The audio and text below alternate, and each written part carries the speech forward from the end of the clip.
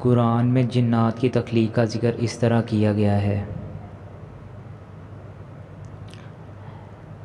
اس نے انسان کو ٹھیکری کی طرح بچتی ہوئی مٹی سے پیدا کیا ہے اور جن کو آگ کی لپٹ سے پیدا کیا ہے۔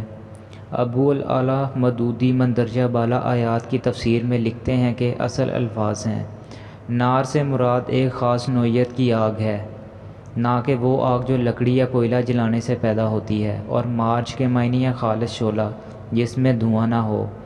جس طرح پہلا انسان مٹی سے بنایا گیا، پھر تخلیق کے مختلف مدارج سے گزرتے ہوئے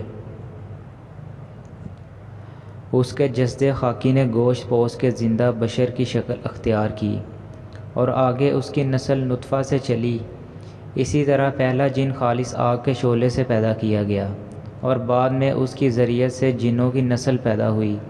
ان کا وجود بھی اصلاً ایک آتشی وجود ہی ہے، لیکن جس طرح ہم محض ایک تو وہ خاک نہیں، اسی طرح وہ بھی محض شعلہ آتشیں نہیں ہیں۔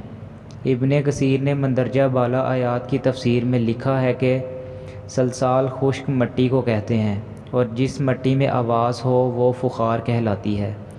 اس کے علاوہ مٹی جو آگ میں پکی ہوئی ہو اسے ٹھیکری کہتے ہیں۔ مارچ سے مراد سب سے پہلا جن ہے جسے ابو الجن کہا جا سکتا ہے، جیسے آدم کو ابو الآدم کہا جاتا ہے۔ لغت میں مارچ آگ سے بلند ہونے والے شعلے کو کہتے ہیں۔ اسی طرح کا ایک ذکر قرآن میں آیا ہے: